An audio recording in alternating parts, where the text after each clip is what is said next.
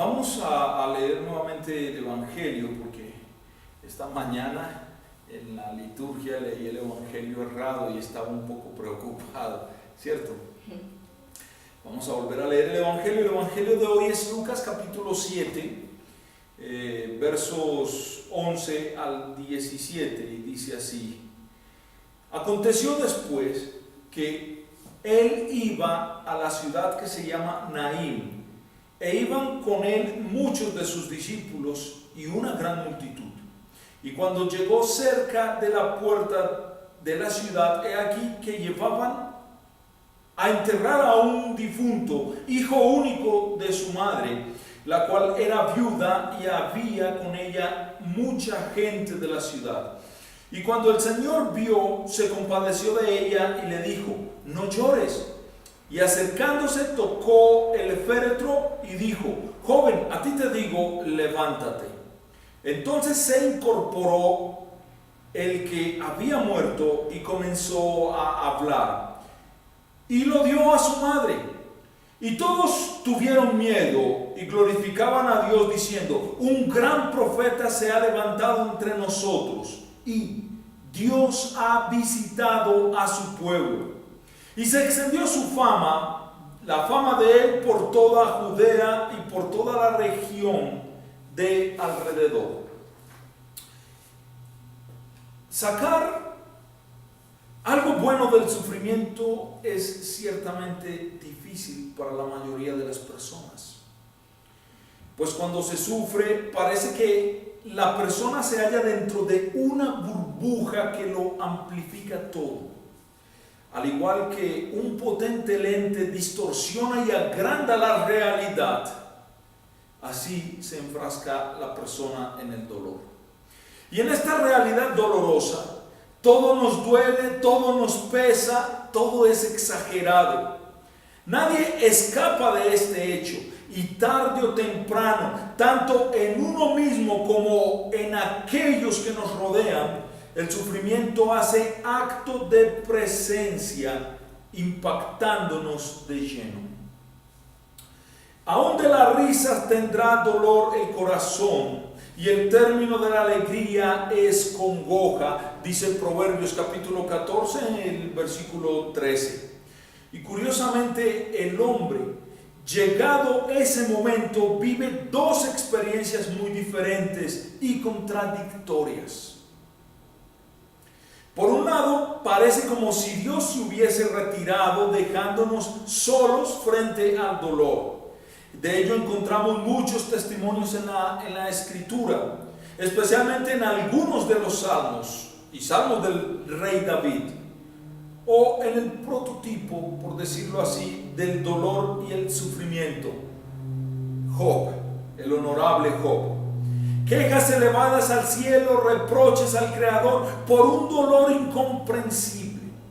Algunos desgraciadamente se quedan por siempre en esta primera fase. Pero la otra experiencia que puede vivir el hombre en el sufrimiento después del impacto inicial es paradójicamente la experiencia de la cercanía de Dios. Sí, la cercanía de Dios en su dolor. De saber que Dios está junto a nosotros, que entiende y conforta nuestro dolor. Sí, Dios está ahí siempre, y ciertamente viviremos momentos de sufrimiento.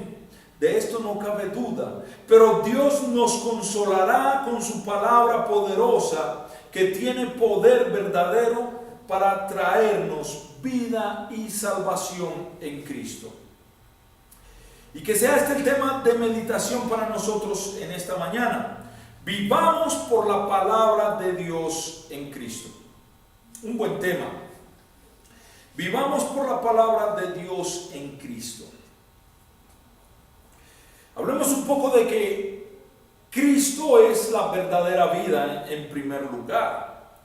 Las viudas son en la palabra de Dios el prototipo de un ser desvalido. Podríamos decir, en base al contexto histórico de la época de Jesús, que sus vidas estaban totalmente en manos de Dios por su desprotección y soledad.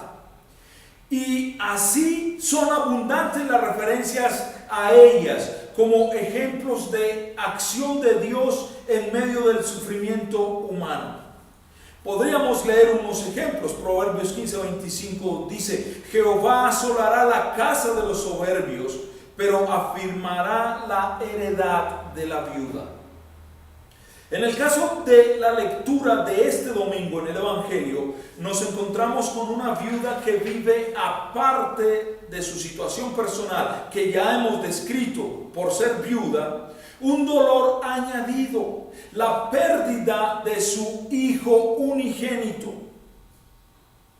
Y la vida de esta persona toma ahora, en esta situación, un tinte dramático y desgarrador. Ciertamente debió ser un momento terrible el saber que su única descendencia, que el amor que tenía en esta vida, su único hijo, había muerto.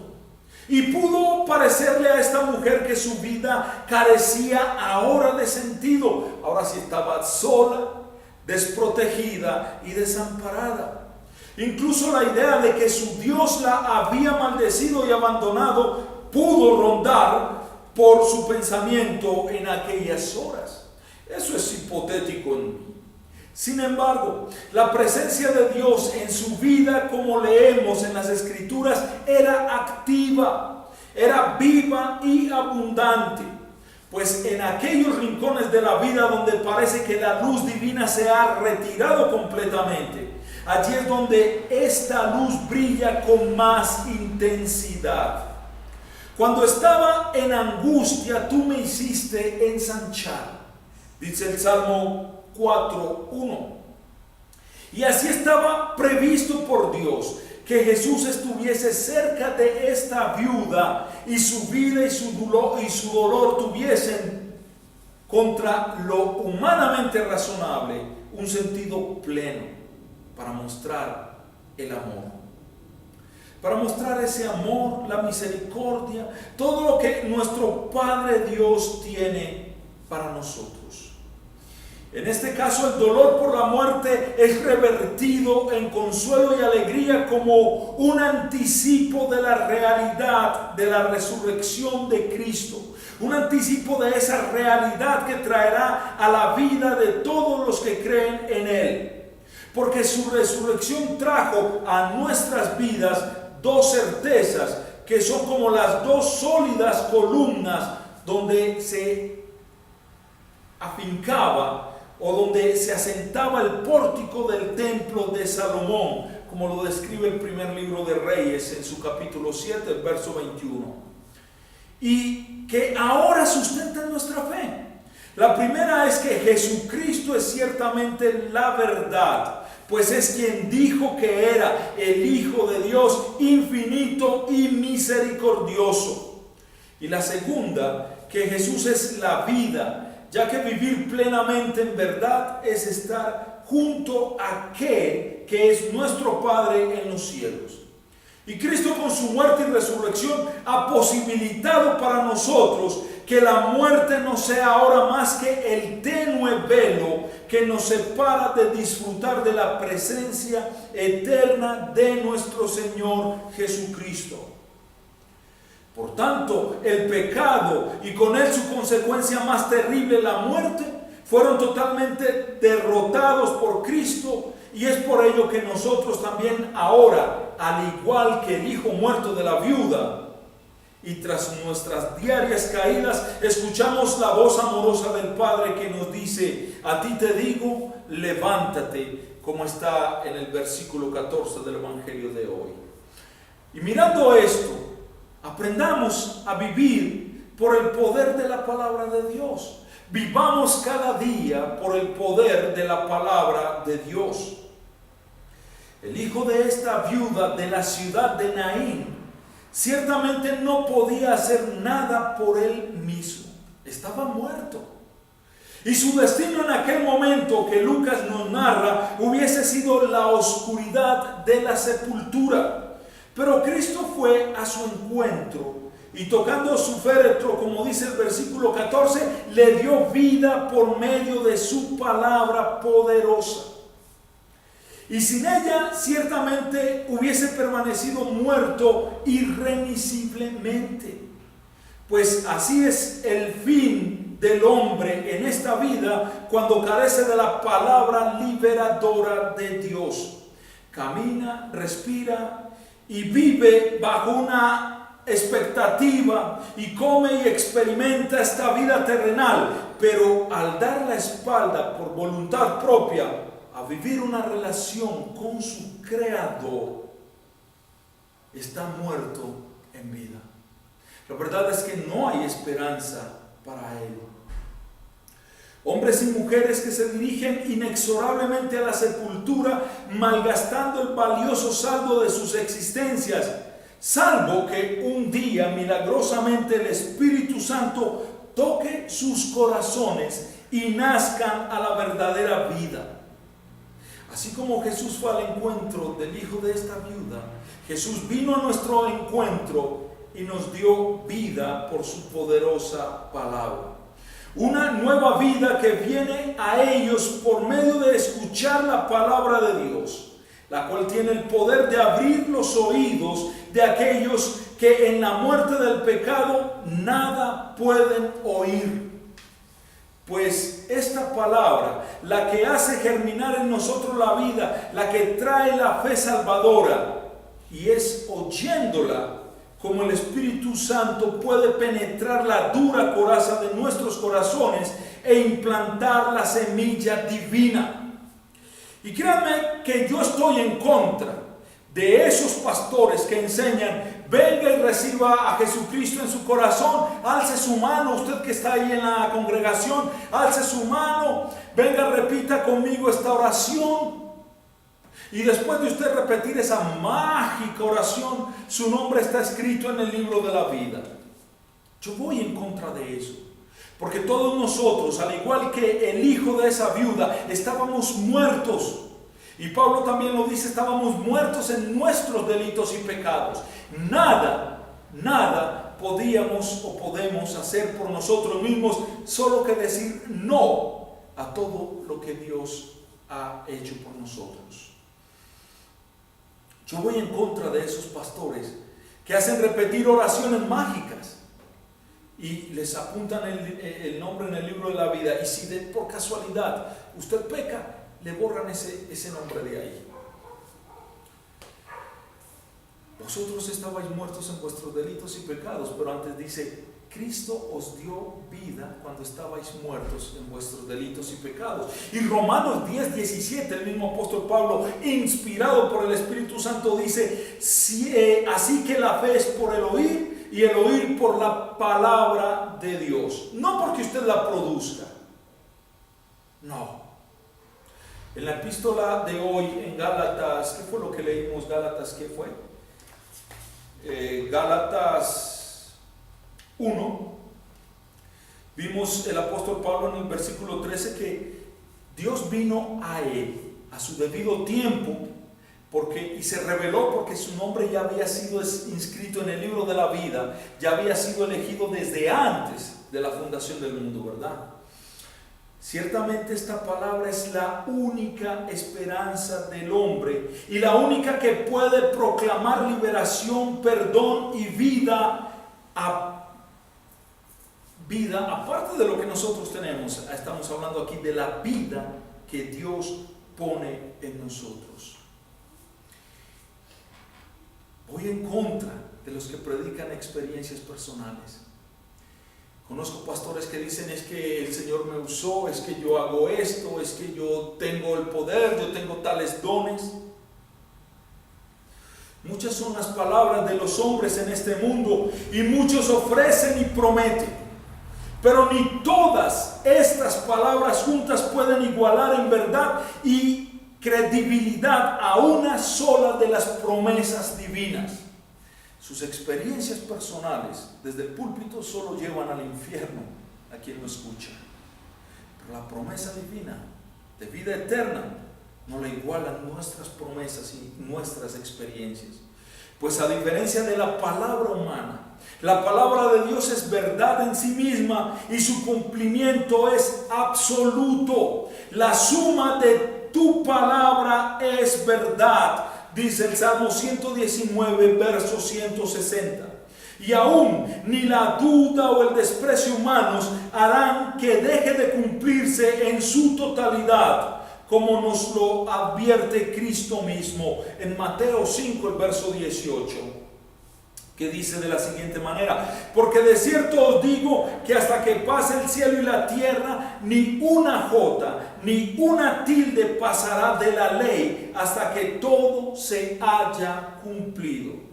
Y Cristo, como ya hemos dicho, es en su resurrección el ejemplo perfecto de este cumplimiento. Tenemos pues una palabra digna de credibilidad, de confianza plena, certeza plena, que no nos defraudará ni hará promesas vanas. Dios es un Dios donde palabra y voluntad forman una unidad perfecta y cuya palabra para nuestras vidas es anuncio de vida, y vida eterna es justamente lo que esa palabra da al hombre. Vivimos en y por su palabra.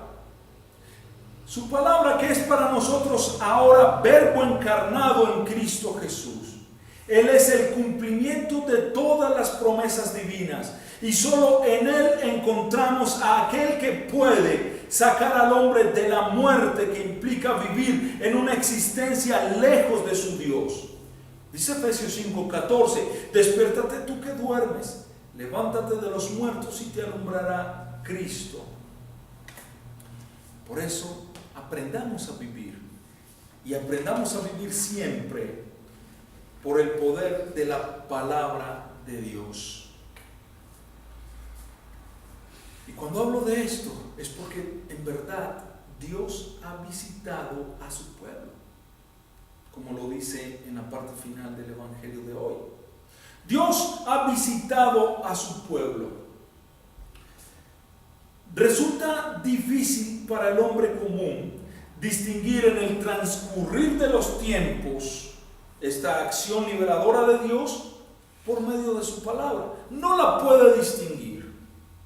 Las Escrituras testifican precisamente de esa acción constante y de cómo Dios interviene en las vidas de los hombres sin haberse desligado jamás de ellas. Él es verdaderamente Señor de este mundo y como tal no puede dejar de hacer que su voluntad se cumpla inexorablemente. Levanta reyes y gobernantes o los hace caer. Bendice naciones y las hace prosperar o son aniquiladas. Encumbra al hombre a lo más alto o lo abandona a su pecado contumaz. Pues dice el primer libro de Samuel, el capítulo 2, versos 6 y 7: Jehová mata y él da vida. Él hace descender al Seol y hace subir. Jehová empobrece y él enriquece. Abate y enaltece. Nada hay así que escape a su acción e influencia. Pero normalmente Dios no violenta con su acción y su presencia al hombre, ya que no busca intimidarlo o presionarlo para que crea de manera forzada. No. Su acción es sutil, silenciosa, y su influencia paciente y amorosa. Y solo en contadas ocasiones, como en el milagro que Lucas nos narra hoy, y cuando su acción evidente es necesaria, Dios usa su poder para intervenir radicalmente en la historia. Pero ciertamente es innegable la acción constante de Dios alterando nuestra realidad para que su voluntad sea cumplida. Pues efectivamente, repetida y abundantemente, tal como el pueblo proclamó ante el milagro de Jesús con el hijo de la viuda, Dios ha visitado a su pueblo, como dice el versículo 16. Y lo ha hecho de manera evidente y notoria. Ahora sí, para todos los pueblos, en la figura de su Hijo Jesucristo, Dios nos ha visitado. Pues en Él se ha completado la plenitud de la revelación del poder de Dios a los hombres. Y en Él las cadenas de pecado y la muerte han sido rotas definitivamente. Desde entonces podemos afirmar que Dios no deja de visitar a su pueblo. Y la vida de cada uno de nosotros nunca Dios la ha dejado de visitar, tanto en la alegría como en el sufrimiento. Y lo hace ahora por medio de su Espíritu Santo, el cual derrama constantemente la gracia divina en nuestras vidas, como dice Romanos 5:5. Cada día y abundantemente esta gracia nos sigue alcanzando por medio de la fe recibida en nuestro pacto bautismal. Yo lamento que para muchos cristianos el bautismo no tenga ningún poder, ninguna validez más que un símbolo o un rito a veces innecesario. Sin bautismo no hay iglesia. Y cada día el cristiano es visitado por su Dios por medio del perdón divino y de su justificación en la cruz de Cristo. Sí, disfrutamos de una presencia vivificadora que está presente en nuestras vidas y explícitamente podemos encontrar en los medios de gracia, palabra y sacramentos, donde Cristo nos toca con su cuerpo y su sangre y nos da perdón y salvación. No te prives pues de disfrutar de las promesas que Dios te ofrece y de una nueva vida restaurada por medio del perdón obtenido por la sangre del Cordero de Dios que quita el pecado del mundo. Y para concluir, vivir una vida privada de la palabra de Dios y de la vida eterna que ella nos ofrece por medio de Cristo es para el hombre participar de su propio funeral en vida. Pues aunque estamos carnalmente vivos, en realidad el ser humano sin su Dios es un ser espiritualmente muerto. Por ello, el milagro de la viuda de Naín debe servirnos para profundizar en el gran misterio de nuestra redención en Cristo, de cómo Cristo es ciertamente la resurrección y la vida para nosotros, y que lejos de Él solo existe sufrimiento y la oscuridad de la muerte. Dios ha visitado su pueblo, dice el versículo 16. En Cristo Jesús, aférrate a Él y a la palabra de Dios que trae paz, gozo y salvación. Por Cristo nuestro Redentor. Amén. Continuamos con nuestro oficio divino.